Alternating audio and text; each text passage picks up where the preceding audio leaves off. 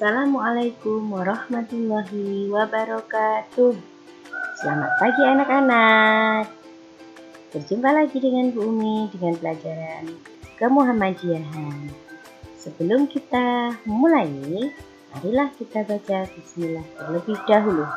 Bismillahirrahmanirrahim. Hari ini kita akan belajar sejarah Muhammadiyah.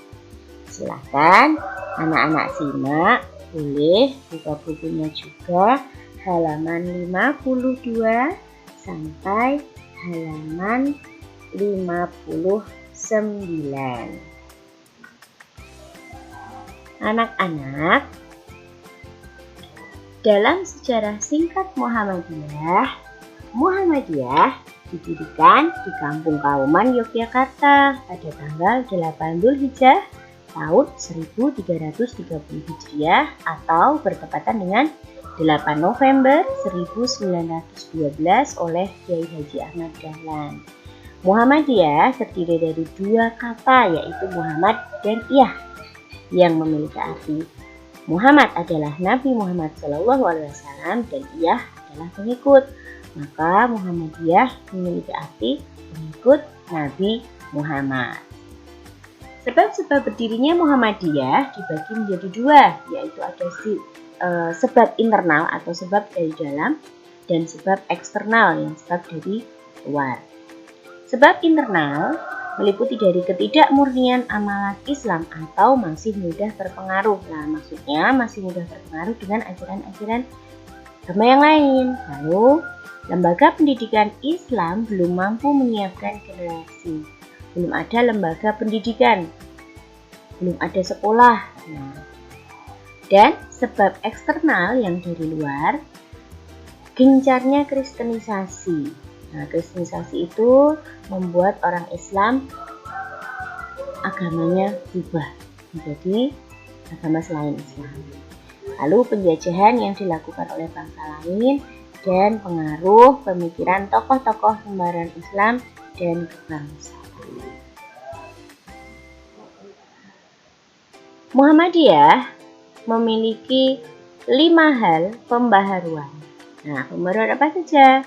Yaitu ada pembaruan bidang agama, pembaruan bidang pendidikan, dan pembaruan bidang sosial, bidang penerbitan, dan bidang kesehatan.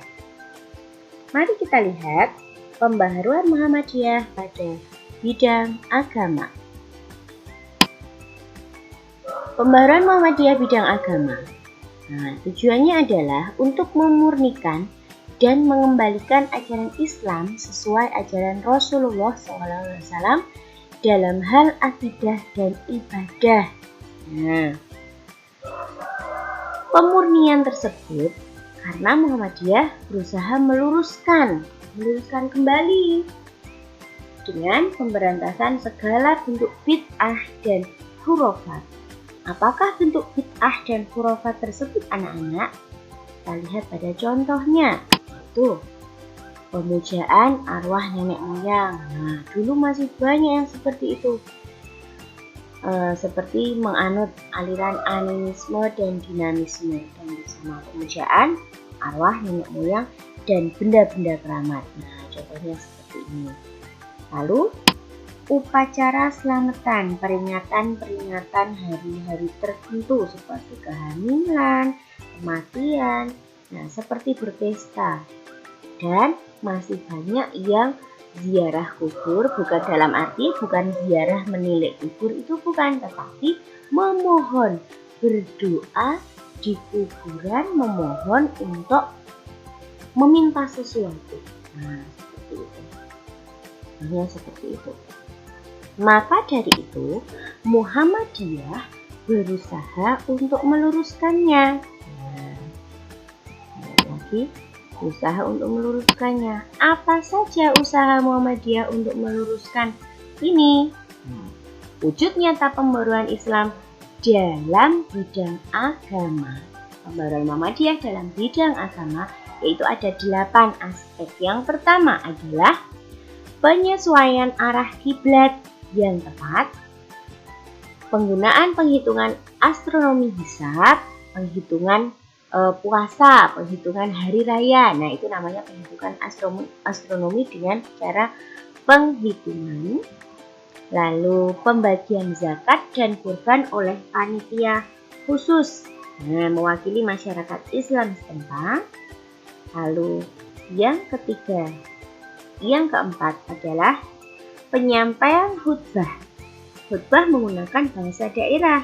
Tadinya masih harus menggunakan bahasa Arab, tapi karena kita hidup di Indonesia atau di tempat-tempat tertentu yang di daerahnya dengan bahasa daerah tertentu, supaya khutbahnya juga lebih bisa dimengerti oleh pendengarnya.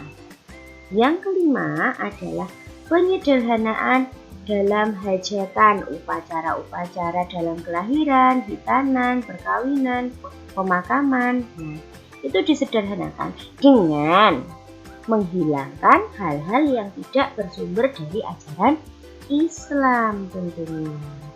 Yang keenam, penyederhanaan makam. Nah, tadinya makam itu yang masih sering dihias-hiasi, dibangun secara berlebihan di atas makam itu, maka itu harusnya disederhanakan, itu tidak diperbolehkan. Yang ketujuh, menghilangkan kebiasaan memohon atau meminta ke makam-makam yang suci atau makam keramat atau makamnya wali. Nah, seperti itu. Masih banyak yang melakukan seperti itu.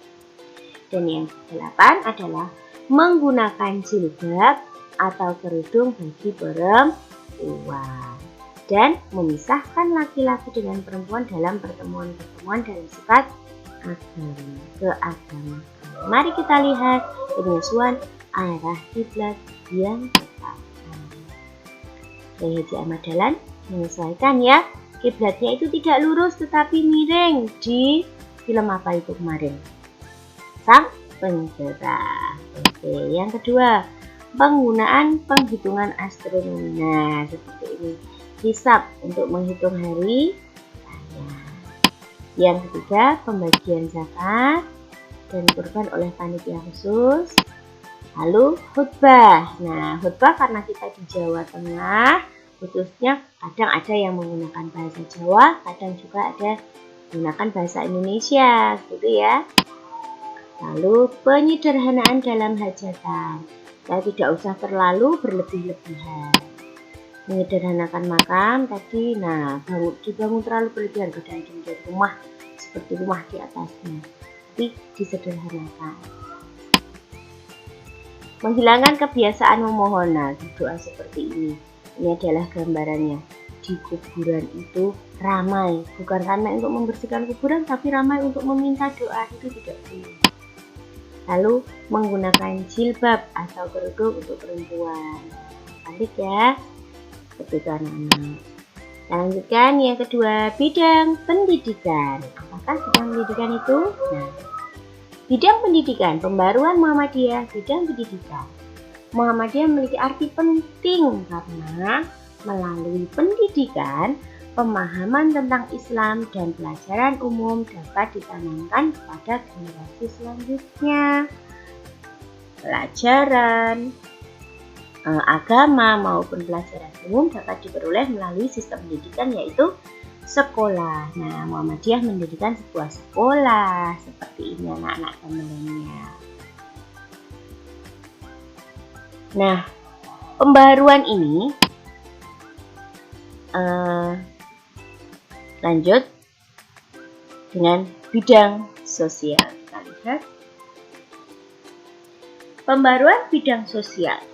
Mengapa Muhammadiyah pembaruan ini dilakukan oleh Muhammadiyah? Merujuk pada surat Al-Ma'un yang berbunyi, A'udzu billahi minasyaitonir rajim. Bismillahirrahmanirrahim.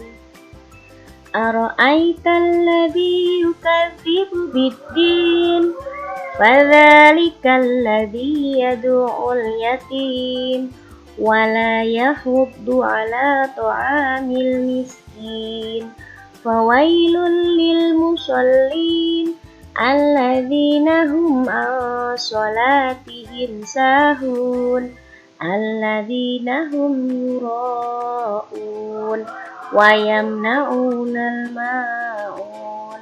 Shadaqallahul azim. Artinya, tahukah kamu siapa orang yang mendustakan agama? Itulah orang yang menghadit anak yatim dan tidak memberi makan orang miskin, maka kecelakaanlah bagi orang-orang yang sholat. Orang sholat aja kecelakaan. Apa ya? Mengapa orang sholat celaka? Yaitu orang-orang yang lalai dalam sholatnya.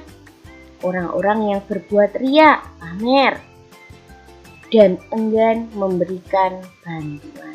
Nah, pada cerita sang pencerah,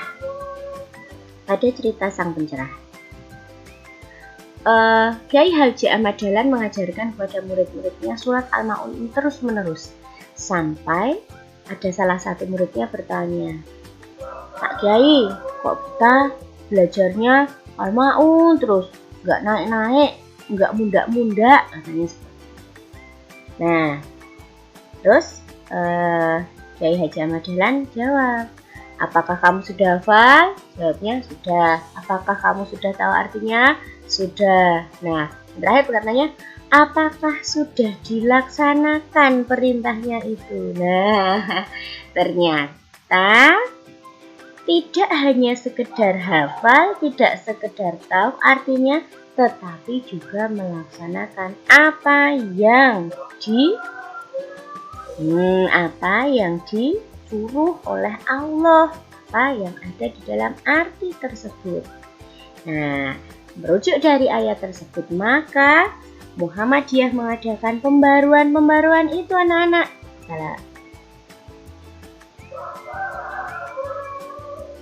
Nah, Muhammadiyah memiliki pembaruan Muhammadiyah dalam bidang sosial. Itu kan merujuk juga dari surat Al-Ma'un tadi. Anak yatim, ya tidak, diberi makan, dikasih pendidikan. Nah, seperti itu. Paham ya? Nih, ini adalah contoh panti asuhan dan pondok pesantren Muhammadiyah yang digerakkan oleh Muhammadiyah. Bidang penerbitan. Apa penerbitan? Buku, pintar sekali. Ini adalah majalah Suara Muhammadiyah yang berisi ya pengetahuan umum, pengetahuan agama. Banyak sekali di sini. Apa yang terjadi di negara kita maupun di luar negeri, semua ada tertera di sini. Dalam berita. Gitu. Lanjut, pembaruan yang kelima adalah pembaruan bidang kesehatan. Nah, Muhammadiyah menyebutkan apa? Iya, pintar sekali, PKU Muhammadiyah. Bagus gedungnya, tenaga kesehatannya juga banyak. Seperti itu.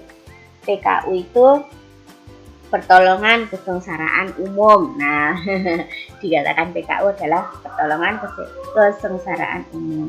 Badan atau lembaga lembaga kesehatan yang didirikan oleh Muhammadiyah. Begitu anak-anak. Ya, silahkan kalian baca lagi pada bukunya. Dan kalian bisa belajar untuk menghadapi tes. Sekian dari Bu Umi. Apabila ada salah dan kurangnya Bu Umi mohon maaf. Wassalamualaikum warahmatullahi wabarakatuh.